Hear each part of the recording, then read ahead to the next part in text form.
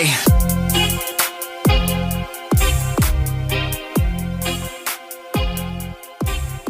Kalimat efektif. Kalimat efektif adalah kalimat yang mudah dipahami oleh orang lain dengan tepat. Kalimat yang dimaksud bisa dalam bentuk lisan maupun tulisan. Sebuah kalimat efektif mempunyai ciri-ciri khas, yaitu kesepadatan struktur, keparalelan bentuk, ketegasan makna, kehematan kata, kecermatan penalaran, kepaduan gagasan, dan kelogisan bahasa. Yang dimaksud dengan kesepadanan ialah keseimbangan antara pikiran gagasan atau gagasan dan struktur bahasa yang dipakai. Kesepadanan kalimat ini diperlihatkan oleh kesatuan gagasan yang kompak dan kemampuan pikiran yang baik. Kesepadanan kalimat itu memiliki beberapa ciri seperti tercantum di bawah ini. 1. Kalimat itu mempunyai subjek dan predikat dengan jelas. Ketidakjelasan subjek atau predikat suatu kalimat tentu saja membuat kalimat itu tidak efektif. Kejelasan subjek dan predikat suatu kalimat dapat dilakukan dengan menghindari pemakaian kata depan, di, dalam, bagi, untuk, pada, sebagai, tentang, mengenai, menurut, dan sebagainya di depan subjek. Contoh A. Bagi semua mahasiswa perguruan tinggi, ini harus membayar uang kuliah. Ini kalimat yang salah. Yang benar, semua mahasiswa perguruan tinggi negeri ini harus membayar uang kuliah. Itu yang benar. Yang kedua, tidak terdapat subjek yang ganda. Contoh, penyusutan laporan itu saya dibantu oleh para dosen. Soal itu saya kurang jelas. Kalimat-kalimat itu dapat diperbaiki dengan cara berikut. Yang pertama, dalam penyusunan laporan itu saya dibantu oleh para dosen. Yang kedua, soal itu bagi saya kurang jelas. Lanjut, yang ketiga, kata penghubung intra kalimat tidak dipakai pada kalimat tunggal. Contoh A. Kalimat A. Kami datang agak terlambat sehingga kami tidak dapat mengikuti acara pertama. Kalimat B. Kakaknya membeli sepeda motor Honda sedangkan dia membeli sepeda motor Suzuki. Perbaikan kalimat-kalimat ini dapat dilakukan dengan dua cara. Pertama, ubahlah kalimat itu menjadi kalimat majemuk. Dan kedua, gantilah ungkapan penghubung intra kalimat menjadi ungkapan penghubung antar kalimat sebagai berikut. Kalimat A.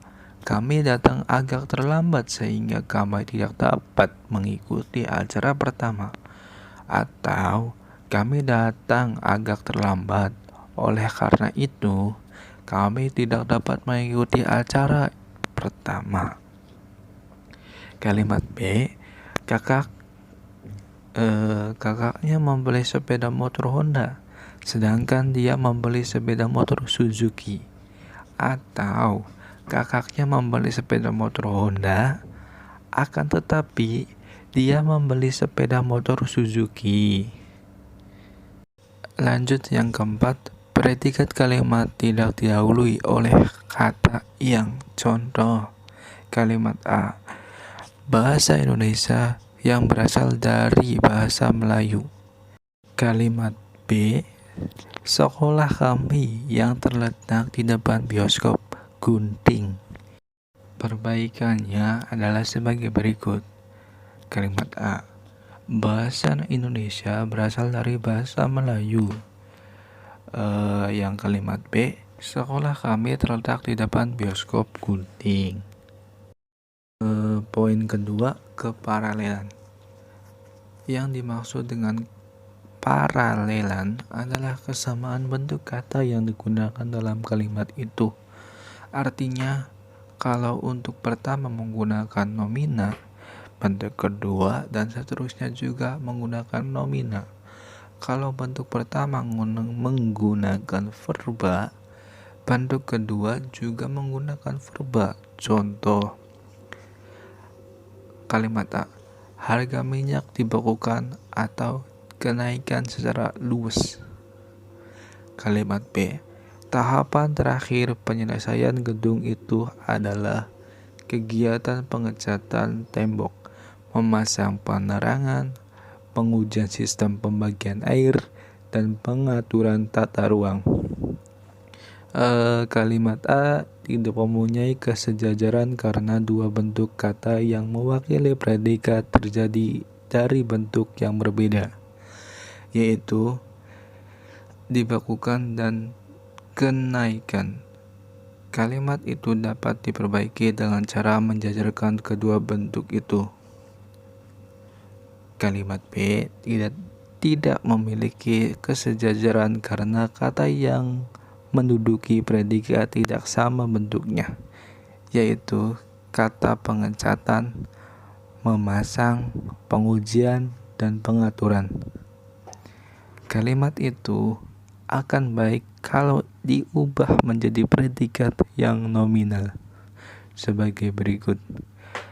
Tahapan terakhir penyelesaian gedung itu adalah kegiatan pengecatan tembok, pemasangan penerangan, pengujian sistem pembagian air, dan pengaturan tata ruang. Ciri khas pada kalimat efektif yang ketiga adalah ketegasan. Apa itu ketegasan? Yang dimaksud dengan ketegasan atau penekanan ialah suatu perlakuan penonjolan pada ide pokok kalimat. Dalam sebuah kalimat, ada ide yang perlu ditonjolkan. Kalimat itu memberi penekanan atau penegasan pada penonjolan itu. Ada berbagai cara untuk membentuk penekanan dalam kalimat. Yang pertama, meletakkan kata yang ditonjolkan itu di depan kalimat atau di awal kalimat. Contoh, Presiden mengharapkan agar rakyat membangun bangsa dan negara ini dengan kemampuan yang ada pada dirinya. Penekanannya ialah Presiden mengharapkan. Kemudian contoh yang kedua, harapan Presiden ialah agar rakyat membangun bangsa dan negaranya. Penekanannya ialah harapan Presiden. Jadi, penekanan kalimat dapat dilakukan dengan mengubah posisi kalimat. Selanjutnya yang kedua, membuat urutan kata yang bertahap. Contohnya, bukan 1.000, 1.000.000, atau 100, tetapi berjuta-juta rupiah telah disumbangkan kepada anak-anak terlantar. Pada contoh kalimat di atas seharusnya, bukan 100, 1.000, atau 1.000.000, tetapi berjuta-juta rupiah telah disumbangkan kepada anak-anak terlantar. Karena pada kalimat yang pertama, kata 100 diletakkan setelah 1.000.000. Ini artinya tidak bertahap. Selanjutnya yang ketiga, melakukan pengulangan kata atau repetisi. Contoh, saya suka akan kecantikan mereka. Saya suka akan kelembutan mereka. Pada contoh kalimat di sini ada pengulangan kata dari saya yang tidak hanya menyukai kecantikannya saja, tetapi kelembutannya juga. Kemudian yang keempat, melakukan pertentangan terhadap ide yang ditonjolkan. Contohnya, anak itu tidak malas dan curang, tetapi rajin dan jujur. Pada contoh di sini terdapat pertentangan antara malas dan rajin, dan curang, serta jujur. Kemudian yang kelima, mempergunakan partikel penekanan atau penegasan. Contoh, saudaralah yang harus bertanggung jawab. Selanjutnya, ciri khas pada kalimat efektif yang keempat adalah kehematan. Apa itu kehematan? Yang dimaksud dengan kehematan dalam kalimat efektif adalah hemat mempergunakan kata, frasa, atau bentuk lain yang dianggap tidak perlu. Kehematan tidak berarti harus menghilangkan kata-kata yang dapat menambahkan kejelasan kalimat. Namun, penghematan di sini mempunyai arti penghematan terhadap kata yang memang tidak diperlukan lagi, sejauh tidak menyalahi kaidah tata bahasa. Selanjutnya ada beberapa kriteria yang perlu diperhatikan. Yang pertama, penghematan dapat dilakukan dengan cara menghilangkan pengulangan subjek. Perhatikan contoh berikut. Karena ia tidak diundang, dia tidak datang ke tempat itu. Pada contoh di atas, perbaikan kalimatnya adalah sebagai berikut. Karena tidak diundang, dia tidak datang ke tempat itu. Contoh kalimat pertama perlu perbaikan karena kata dia diulang sebanyak 2 kali. Kemudian contoh yang kedua, hadirin serentak berdiri setelah mereka mengetahui bahwa presiden datang. Contoh di atas, perbaikan kalimatnya adalah sebagai berikut.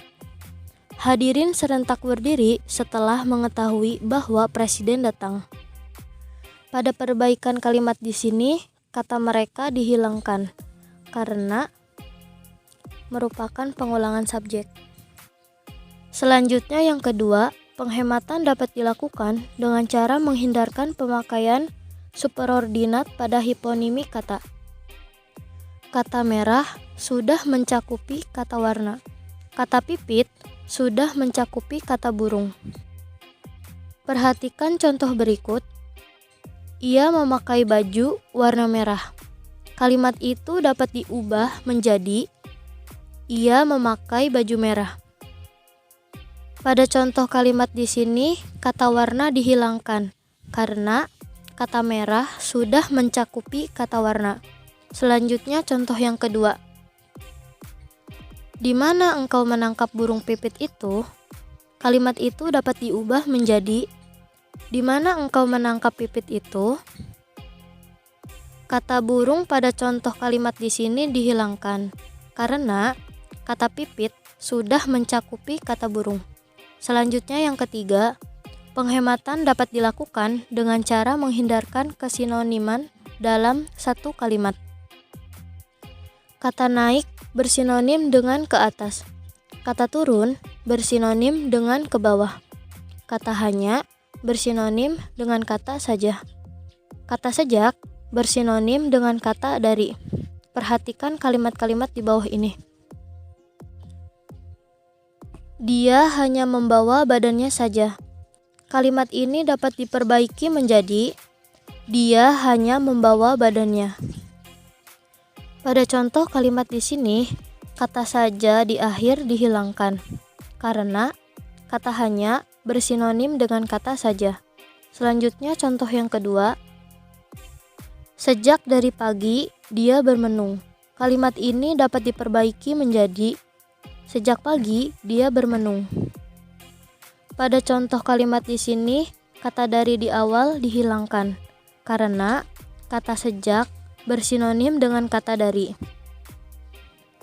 Selanjutnya yang keempat, penghematan dapat dilakukan dengan cara tidak menjamakan kata-kata yang berbentuk jamak. Misalnya, pada bentuk tidak baku, para tamu-tamu. Pada bentuk baku, para tamu. Pada bentuk tidak baku, beberapa orang-orang. Pada bentuk baku, beberapa orang. Pada bentuk tidak baku, para hadirin. Pada bentuk baku, hadirin. Lalu ada kecermatan. Apa itu kecermatan? Cermat adalah bahwa kalimat itu tidak menimbulkan tafsiran ganda dan tepat dalam pilihan kata. Contohnya itu seperti pada kalimat berikut. Yang diceritakan menceritakan tentang putra-putri raja, para hulu balang, dan para menteri. Kalimat ini salah pilihan katanya karena dua kata yang bertentangan yaitu diceritakan dan menceritakan. Kalimat tersebut dapat diubah menjadi yang diceritakan ialah putra-putri raja, para hulu balang, dan para menteri. Dan selanjutnya ada kepaduan. Apa itu kepaduan? Kepaduan ialah kepaduan pernyataan dalam kalimat itu sehingga informasi yang disampaikannya tidak terpecah-pecah. Yang pertama, kalimat yang padu tidak bertele-tele dan tidak mencerminkan cara berpikir yang tidak simetris. Oleh karena itu, kita hindari kalimat yang panjang dan bertele-tele. Misalnya, kita harus dapat mengembalikan kepada kepribadian kita orang-orang kota yang telah terlanjur meninggalkan rasa kemanusiaan itu, dan yang secara tidak sadar bertindak keluar dari kepribadian manusia Indonesia dari sudut kemanusiaan yang adil dan beradab. Yang kedua, ada dua macam kalimat pasif, yaitu kalimat pasif biasa dan kalimat pasif persona. Kalimat pasif biasa ini terjadi apabila kalimat yang berpola SPO, subjek, predikat, objek, yang dialihkan dengan memposisikan objek menjadi subjek dan predikat yang berawalan meng menjadi predikat yang berawalan di. Kemudian kalimat pasif persona ini terjadi apabila awalan di pada predikat pasif bisa digantikan dengan kata ganti pelaku. Contohnya ini, contoh di SPO aktif itu seperti saya mencari udang. Kalau di pasif biasa, udang itu dicari oleh saya. Pasif persona, udang itu saya cari. Jika dalam kalimat aktif itu terdapat aspek atau modalitas itu harus selalu berada di depan predikat.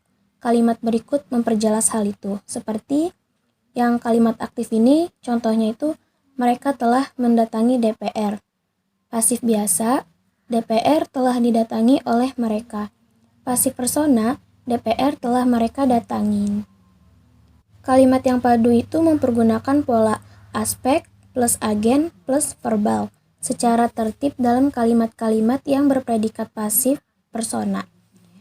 Kalimat yang padu tidak perlu menyisipkan sebuah kata seperti daripada atau tentang antara predikat kata kerja dan objek penderita.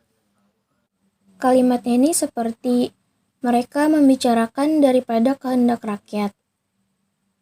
Makalah ini akan membahas tentang desain interior pada rumah-rumah adat. Seharusnya yang contoh kalimat mereka membicarakan daripada kehendak rakyat menjadi mereka membicarakan kehendak rakyat. Lalu yang kalimat makalah ini akan membahas tentang desain interior pada rumah-rumah adat menjadi makalah ini akan membahas desain interior pada rumah-rumah adat.